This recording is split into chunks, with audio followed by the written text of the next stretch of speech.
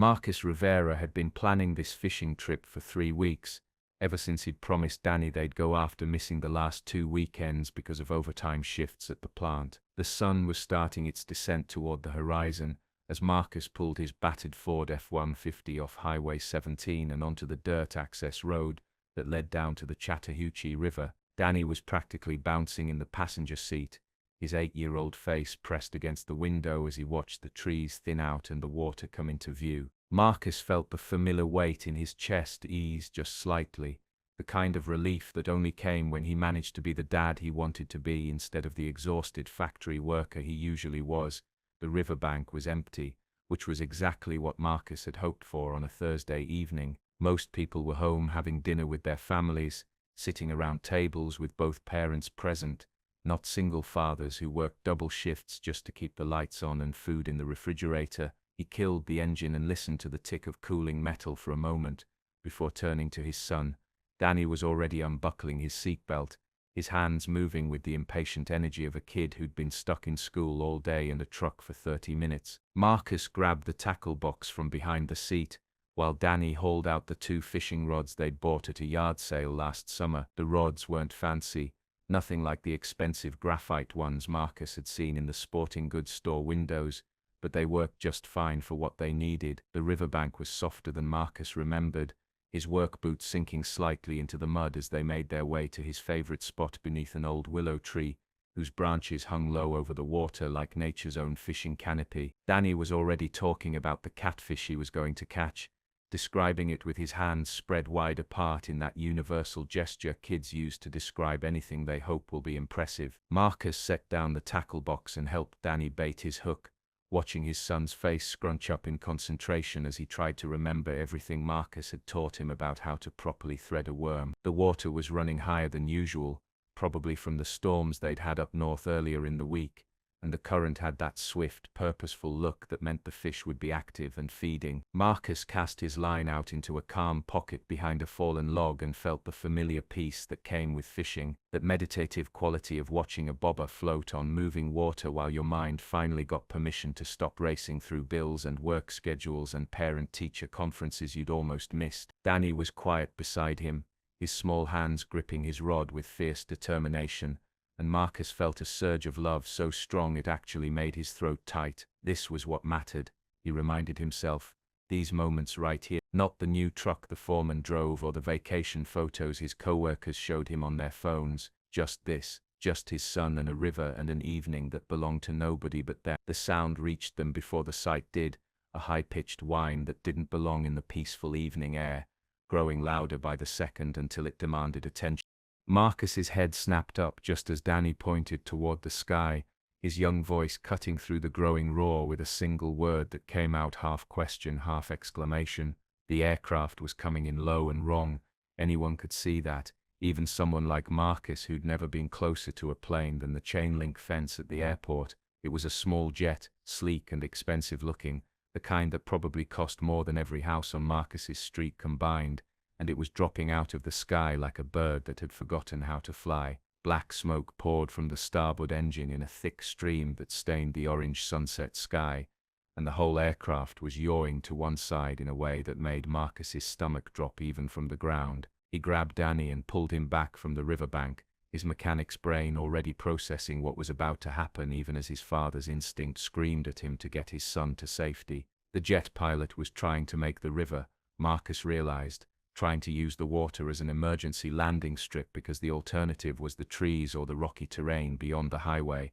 It was a desperate move, the kind you only made when all your other options had already failed you. The aircraft hit the water with a sound that Marcus would hear in his dreams for years afterward, a tremendous tearing crash that sent up a wall of spray 30 feet high and echoed off the tree line like thunder.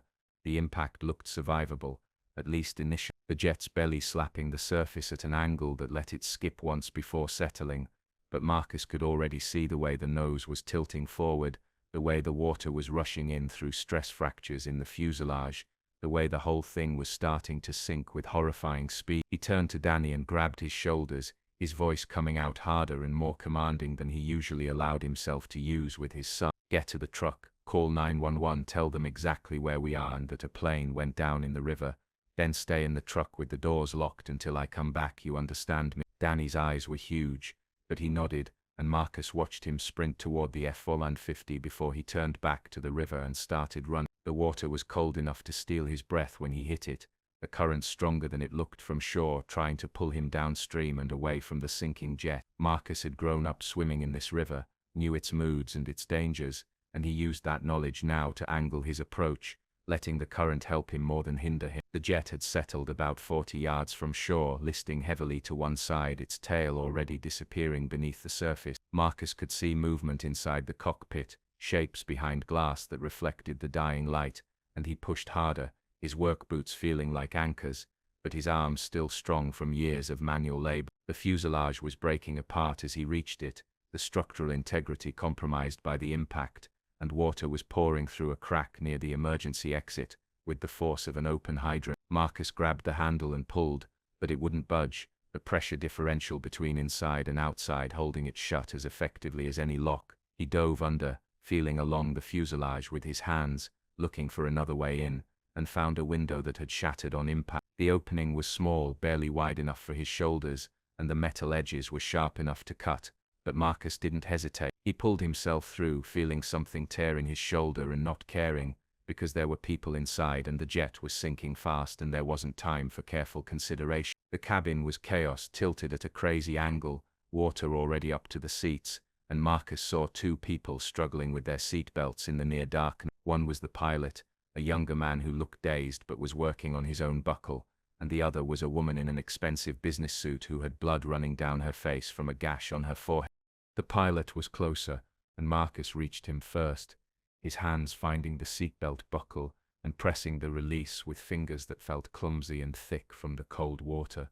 The pilot came free and immediately started swimming toward the shattered window. Marcus had come through, his survival instinct overriding everything else. Marcus turned to the woman, who was semi-conscious and fumbling weakly at her seatbelt, and realized with a sinking feeling that the buckle was jammed, probably bent in the impact, refusing to release no matter how hard Marcus pressed. The water was rising faster now, already up to Marcus's chest, and the jet was settling deeper with every second that passed. Marcus pulled the multi-tool from his belt, the one he always carried because you never knew when you'd need it, and flipped out the blade. The nylon webbing of the seatbelt was tough, designed to withstand incredible force, but it wasn't designed to resist a sharp edge wielded by a desperate man. Marcus sawed through the lap belt first, then the shoulder strap, working as fast as his cold-numbed fingers would allow while the water climbed toward their necks. The woman was trying to help, trying to hold herself up, but she was fading, her movements becoming slower and less coordinated, and Marcus knew they were running out of time measured in seconds rather than minutes. The shoulder strap parted with a final pull of the blade, and Marcus grabbed the woman under the arms, hauling her out of the seat, just as the water reached their chins. The shattered window looked impossibly far away suddenly, and impossibly small, and the cabin was completely dark now, except for the faint glow of emergency lighting that was already starting to flicker and die. Marcus took a deep breath and dove, pulling the woman with him,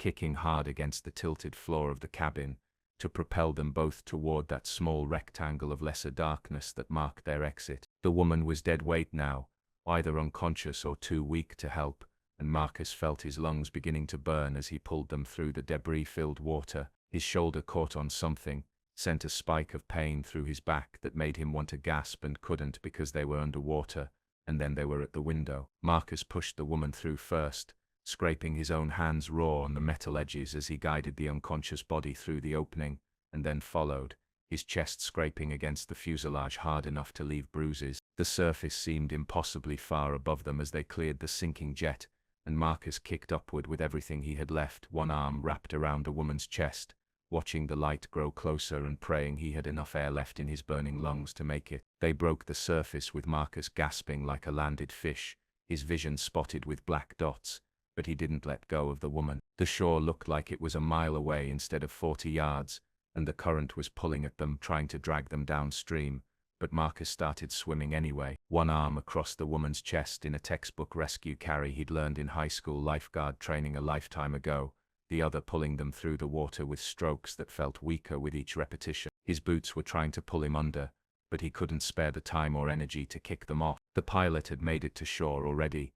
He could hear him calling out, could hear Danny's voice too, and that gave him something to focus on besides the burning in his muscles and the way his vision kept trying to narrow down to a tunnel. The riverbed rose up to meet him sooner than he expected, his feet finding purchase in the mud, and then there were hands grabbing him, helping him, pulling the woman from his arm. Marcus fell to his knees in the shallow water, coughing and retching, his whole body shaking with cold and exhaustion and the aftershock of adrenaline.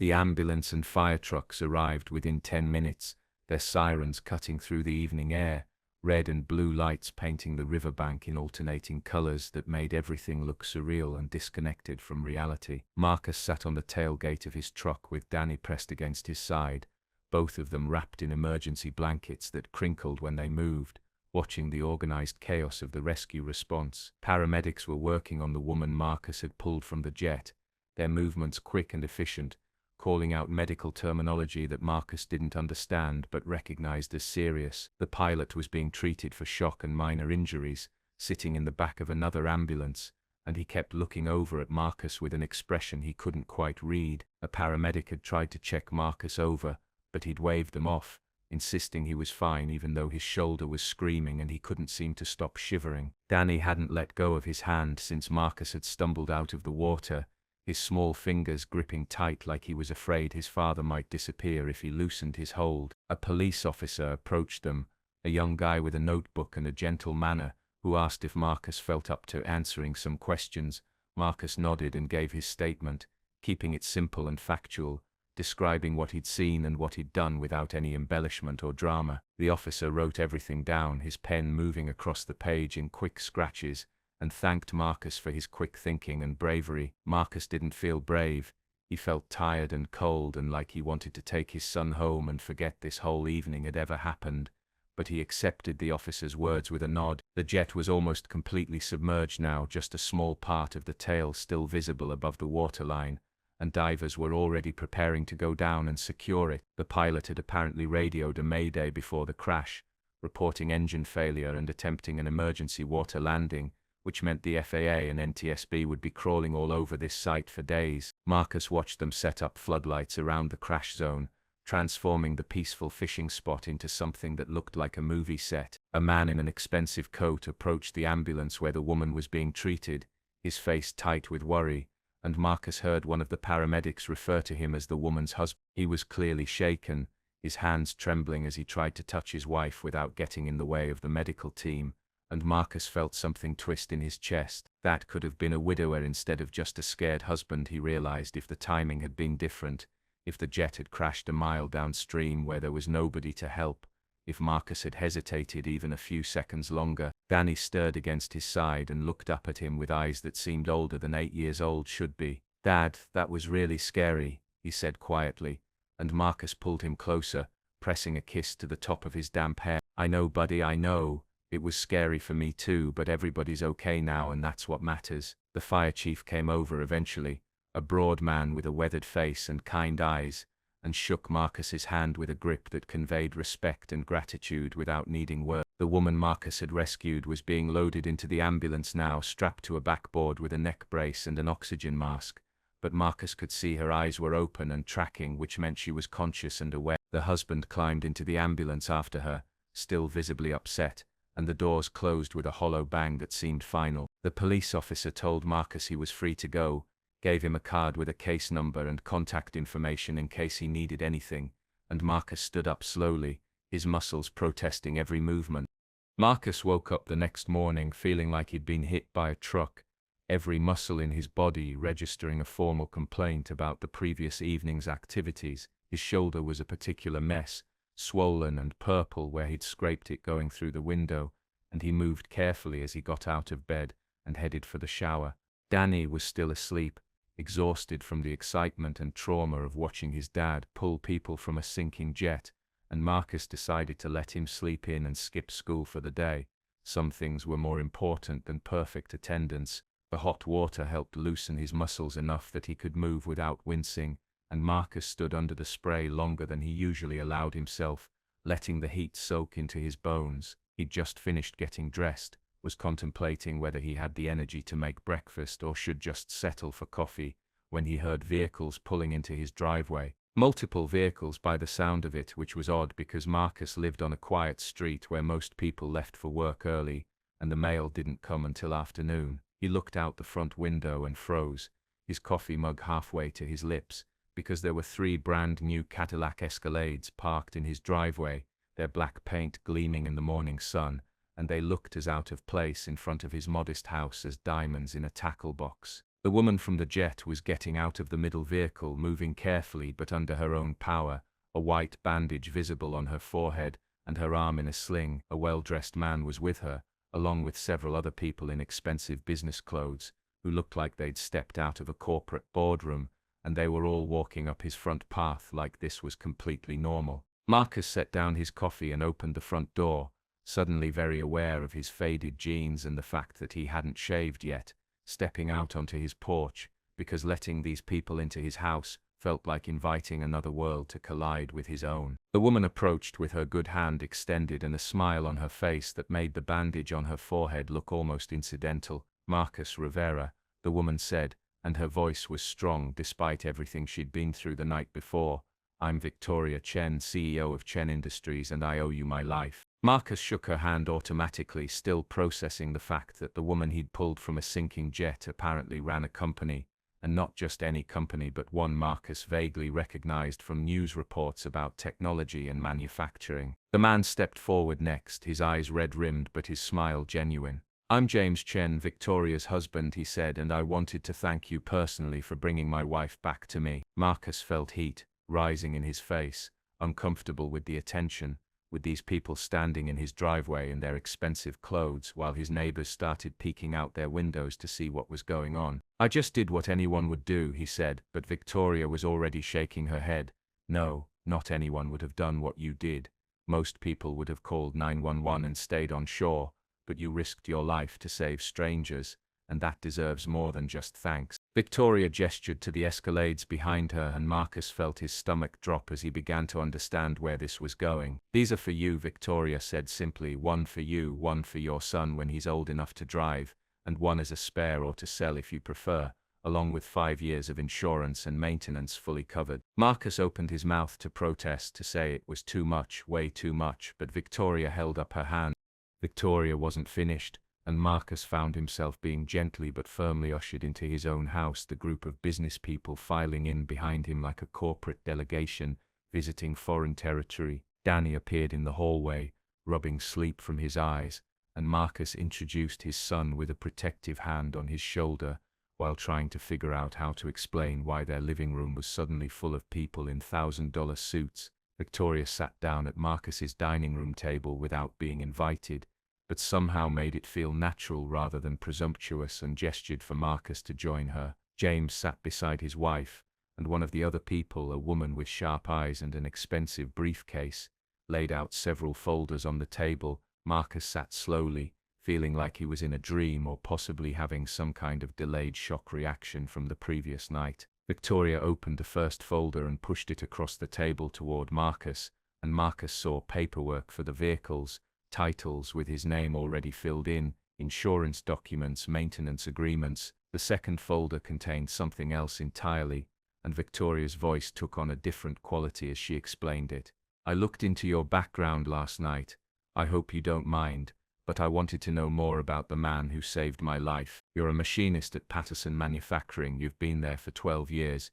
You work double shifts whenever you can to support your son as a single parent, and by all accounts you're damn good at what you do." Marcus felt exposed, uncomfortable with the idea of this woman digging into his life, but Victoria's expression held only respect. "I want to offer you a position with Chen Industries, not out of charity but because I think you'd be an asset to my company. We have a manufacturing division that specializes in precision aerospace components, and we need experienced machinists who understand quality and take pride in their work. The salary is $120,000 a year to start, full benefits including health insurance and a college fund for Danny, and you'd be working regular hours, no more doubles unless you wanted overtime." Marcus stared at the papers in front of him, the numbers swimming slightly because they seemed impossible, more money than he'd ever imagined making, enough to stop worrying about every dollar and actually save for the future. "But there was more," Victoria continued, pulling out another folder. I'm also establishing a trust fund for Danny's education,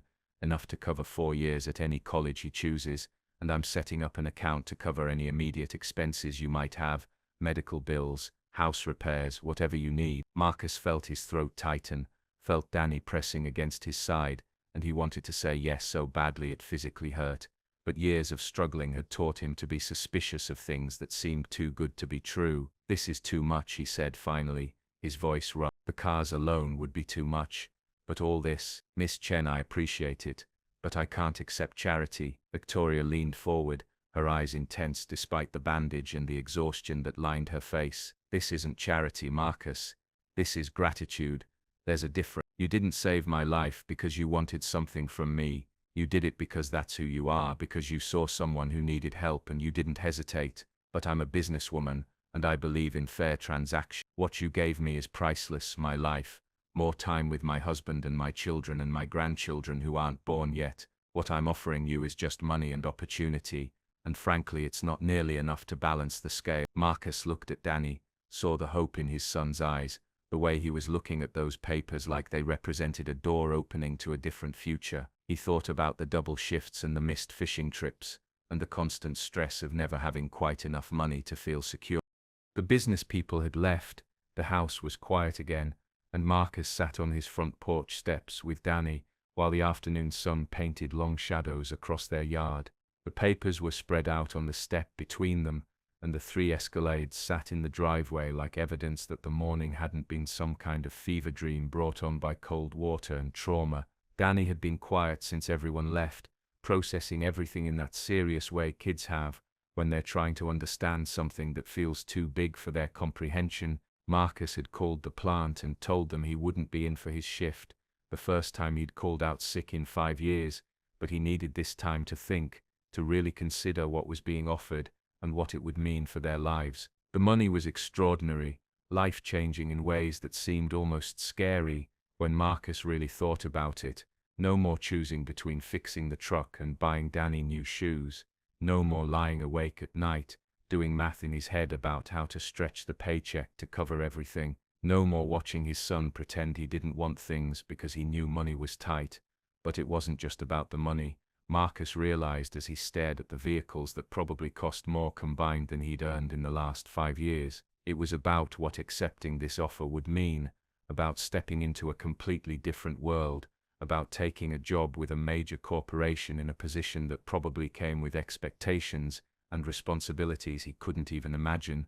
What if he failed? What if he took the job and couldn't cut it, couldn't meet whatever standards Chen Industries held their employees to? What if this was just Victoria Chen feeling guilty and emotional in the aftermath of a near-death experience, and in a few months the CEO would regret her generosity and find a way to quietly get rid of the machinist she'd hired on impulse? Dad, Danny said quietly, breaking into Marcus's spiraling thoughts, are you going to take the job? Marcus looked at his son, really looked at him, seeing not just the 8-year-old kid but the person he would become, the teenager who would need opportunities, and the young man who would need a solid foundation to build his life on. I don't know, buddy, Marcus admitted, because lying to Danny had never been his style. It's a lot to think about. It's scary to change everything we know. Danny nodded seriously, his young face thoughtful in a way that made Marcus's chest ache. But maybe scary change is okay sometimes, Danny said. I was scared to try out for the soccer team, remember, but you said sometimes the things that scare us are worth doing anyway. Marcus felt a laugh bubble up in his chest, surprised and genuine, because his 8-year-old son was apparently wiser than he was. You're right, he said, pulling Danny close. You're absolutely right. The scared feeling doesn't mean it's the wrong choice, it just means it's a big choice. They sat in silence for a while, watching the sun sink lower, and Marcus thought about all the years he'd worked himself to exhaustion trying to provide for his son, all the sacrifices they'd both made, all the times he'd wished he could give Danny more. This was his chance to do exactly that, not just with material things but with time, with presence, with the ability to be a father instead of just a provider. The risk felt enormous, but so did the potential reward, and Marcus had never been the kind of man who played it safe when something important was on the line. He'd jumped into a sinking jet yesterday without hesitation because someone needed help, and maybe this was the same kind of decision, just wearing different clothes. Maybe sometimes you had to take the leap without knowing exactly where you'd land. Marcus stood up, pulling Danny to his feet beside him, and looked at the papers one more time. 3 months later, Marcus pulled into the employee parking lot at Chen Industries in one of the Escalades, still not quite used to the way security nodded him through or the fact that his name was on a reserved parking spot near the main building. Danny was in the passenger seat, dressed in his new school uniform because Marcus had enrolled him in a better district where the classes were smaller and the teachers had time to actually know their students' names. The transition hadn't been entirely smooth, nothing worth doing ever was, but it had been good in ways Marcus was still discovering. The job itself had turned out to be challenging in the best possible way, working with equipment that was light years ahead of what he'd used at Patterson Manufacturing, alongside people who took pride in their work and understood that precision mattered. Victoria had been true to her word about everything, not just the salary and benefits, but the respect, treating Marcus like a valued employee rather than a charity case or someone who needed special accommodation. Marcus had proven himself quickly, his years of experience and attention to detail, making him a natural fit for the high-precision work the aerospace division required, and he'd even been asked to train some of the newer employees on proper technique. The money had allowed Marcus to fix everything in the house that had been slowly falling apart, to take Danny to a real doctor instead of the clinic for a full checkup, to buy groceries without calculating every item's cost, to actually save money instead of just surviving paycheck to paycheck. They'd gone on a real vacation last month, just a week at the beach, but it had been the first time in years that Marcus had been able to just relax and be present with his son, without the constant background stress of financial worry. But the biggest change had been the time, Marcus realized as he walked into the building with Danny, heading for the cafeteria where they'd have breakfast together before Danny's school bus came. Working regular hours meant he was home for dinner every night, could help with homework, could actually be a parent instead of just a tired figure who showed up late and left early. The double shifts were done, the exhaustion was manageable, and Marcus felt like he'd gotten a part of his life back that he'd forgotten was missing. Victoria was in the cafeteria when they arrived, sitting with James and what looked like their grandchildren, and she waved Marcus and Danny over to join them. This had become a semi-regular thing, these casual breakfast meetings that felt more like family than business, and Marcus had stopped being surprised by it. The Chens had kind of adopted them in a way, not in any official capacity but in the way that people who've shared something profound sometimes become permanently connected. Danny and the Chen grandkids got along well, and Marcus had even had dinner at the Chen's house a few times, conversations that ranged from work to philosophy, to the best fishing spots in Georgia. As Marcus sat down with his coffee and watched Danny animating, telling one of the Chen grandchildren about a project he was doing in science class, he felt a sense of peace that had been absent from his life for so long he'd almost forgotten what it felt like. This wasn't the life he'd planned, wasn't anything he could have imagined that evening when he'd pulled his truck off the highway for what was supposed to be a simple fishing trip with his son, but it was good, better than good. It was right in ways that defied easy explanation. Victoria caught his eye across the table and raised her coffee cup in a small salute, and Marcus returned the gesture, understanding passing between them without words. Some debts could never be fully repaid, but they could be honored, could be transformed into something that benefited everyone involved. Marcus had saved Victoria's life, and in return Victoria had saved Marcus's life in a completely different way, had given him the chance to be the father and the man he'd always wanted to be, but never had the resources to fully become.